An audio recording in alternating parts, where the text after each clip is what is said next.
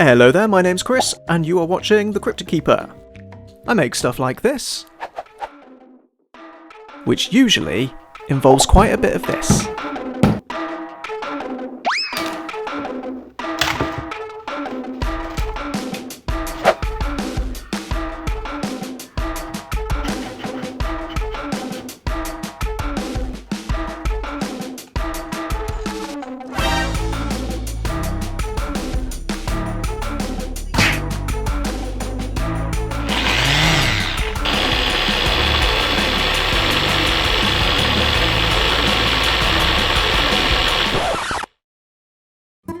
I asked my viewers what they'd like to see me make next, and out of all your suggestions, I quite like the idea of making this guy.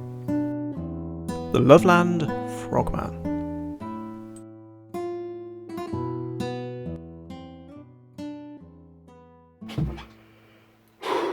Chris here. I haven't brought out any videos in about 6 months, because bad boy in there. Here he is. That's old Rocky.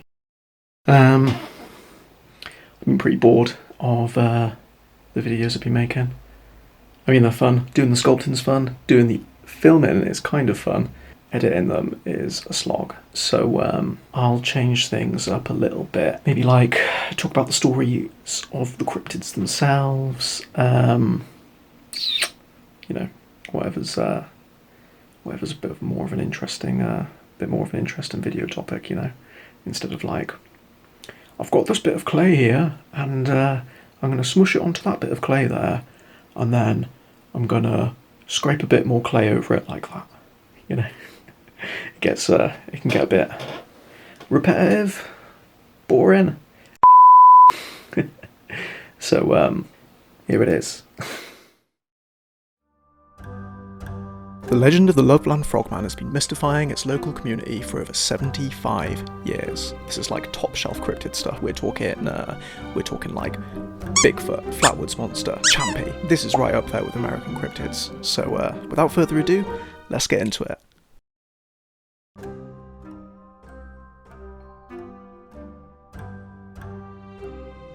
Loveland, Ohio is a small town in the outer metro area of Cincinnati, known as the Sweetheart of Ohio. This unassuming town hosted few events ever likely to be called newsworthy, but in the 1950s, something happened that would seal its name in the annals of cryptozoology for over 75 years.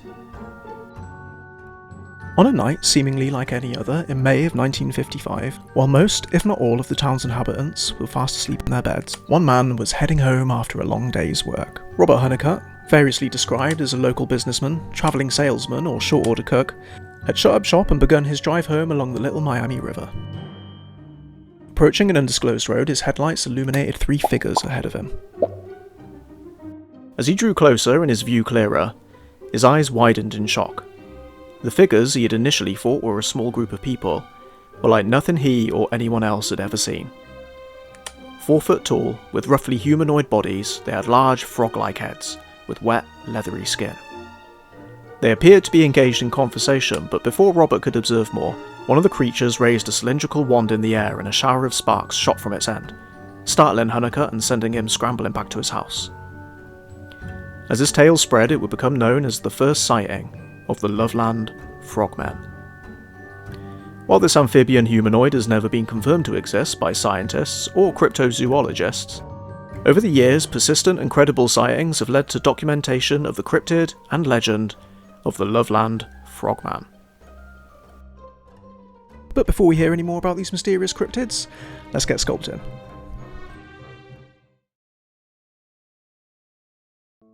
We're starting off with the head, and in my world that means we're starting with a ball of clay.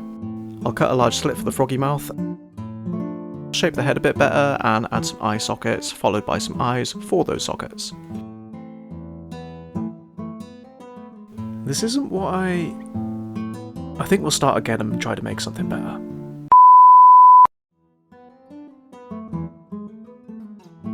This time round, I'm going to try and use a little bit less clay by rolling up some tin foil and using that as the base for my head. I've popped a couple of eye sockets on to start with, and some cheeks, and I want to bulk this guy up so he looks a bit more like a toad. you know? I know he's the frogman, but... I mean, frogs and toads are pretty much the same thing, aren't they? And toads look way more creepy, so we're gonna go with the toad. And these eyes are in, like, totally the wrong place. I actually kind of like how the eyes are looking, but they're not quite in the right spot, so I'm just gonna cut them off, and we'll replace them a little bit further back. And, yeah, this is weird, but, I mean, all I can really say is trust the process. Keep mashing, keep sculpting, and at some point, I'm sure we will make a cool face. It's just going to take a while. I'm going to try and like extend his face out even more because it's still, I mean, he looks like he ran into a brick wall.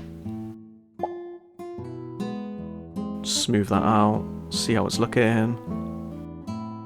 Pop those eyes on, and he kind of looks like a flat Kermit, and I don't like that.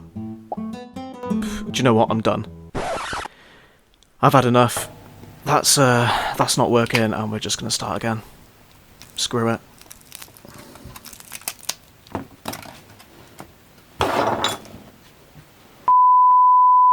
Third time's the charm, and we have a working head to be moving on with. So I'm just gonna carve out some hollows in his eye sockets, ready for his eyes to be popped in.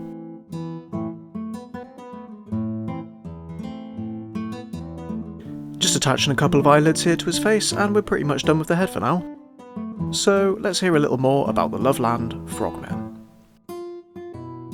Hello there, if you're still here, hopefully that means you've been enjoying the video. And if you have, I'd really appreciate it if you gave me a subscribe or leave me a thumbs up. And I'll let you get back to the video over there now, shall I? Yeah, alright, nice. Sightings of the Loveland Frogman would fall dormant for almost 20 years, but in March of 1972, interest in the cryptid would be reignited by the testimony of police officer Ray Shoki. During an evening patrol one night, Shoki was approaching Twitty? I don't know. Anyway, the cruiser's headlights flashed over something on the edge of the road.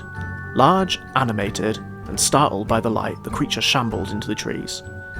Not entirely human, and unlike anything Shoki had ever seen, he described it as 3 to 5 feet tall, with leathery skin, a face like a frog, a giant gaping mouth, and large almond-shaped eyes. With the creature escaping into the trees, the only evidence that remained were a few scratches on the guardrail leading down to the Little Miami River. Less than a month later, Officer Mark Matthews, on patrol in the same area, happened upon what he thought was a large dead reptile in the road.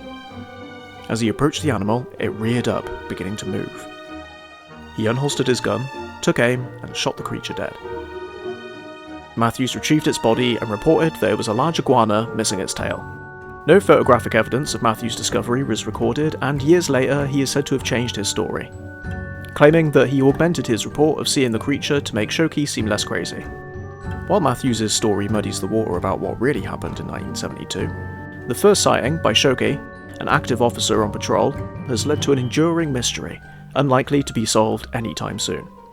And with the cryptid's body unrecovered, let's get started on making our own.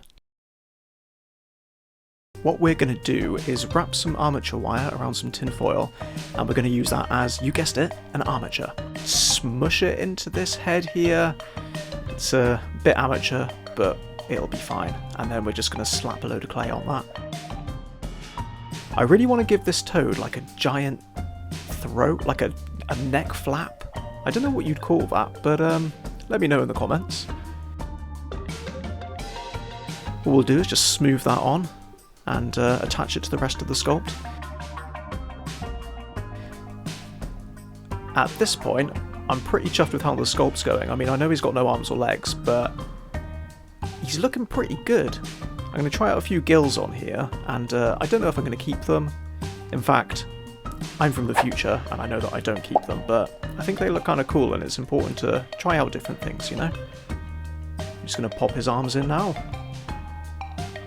They're looking pretty tidy, good length. I feel like a frogman should have pretty long arms. And we'll pop him a couple of little three-fingered hands? Sound a bit like Jonathan Wass there. We're going to put his frilly arm patches on.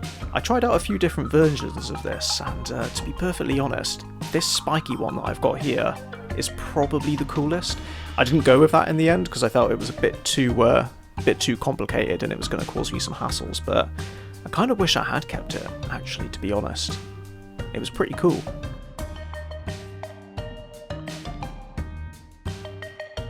And we're just going to fit some little fine details in these frills that I've got around his body, and they're pretty fiddly, I can tell you.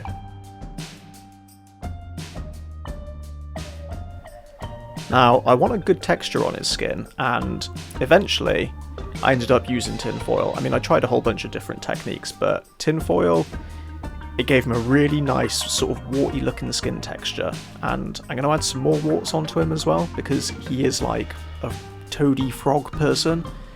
I had a bit of hassle trying to figure out like a good technique for it though, because I kept feeling like putting these little lumps of clay on, he kind of started looking like he had armour, and I didn't really want him to look like that, so I took them off, and we went with something else in the end. I gave him some more frills on his back, which I really liked this. I felt like it was kind of like a mohawk, so he looked quite punky, and I liked the look of that. And I'm not actually going to give him any legs this time, or like a diorama base. I basically want this guy to look like a sort of taxidermied museum exhibit, if you know what I mean. We're going to use some isopropyl alcohol now and just spread that over the sculpture, and it should tone down any of the, you know, any texturing that I did was a bit too deep, or like anything that doesn't quite like meld together nicely. Also gets rid of any fingerprints that I've kind of put on there by accident. So yeah, it's a good idea to just give it a quick wash down with a bit of isopropyl, slap it on, and it'll make your sculpture look a bit more natural, you know. So we've given him a quick undercoat in white, and it looks pretty cool. Clearly now we'll start off with our green.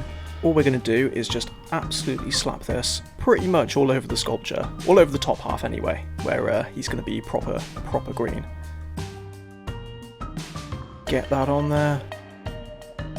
Try and be sort of tidy, paint within the lines as it were.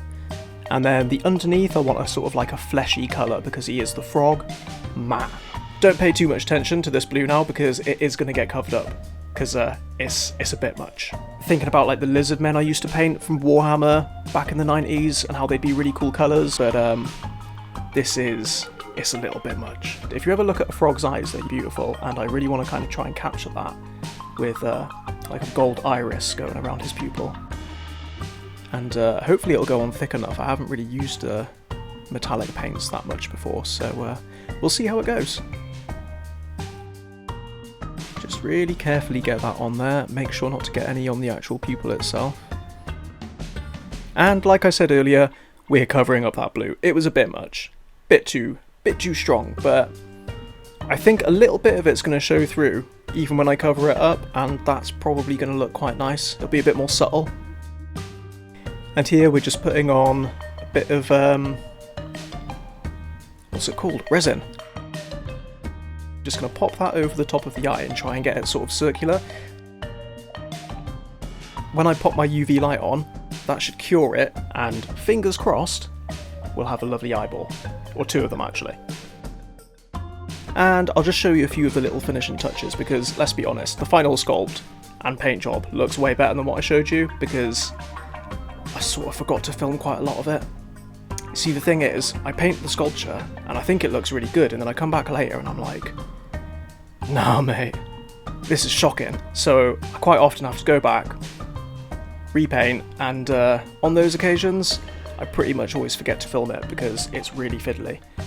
But this is how my sculpture tends to go from what looked awful a moment ago to actually pretty cool like it is now.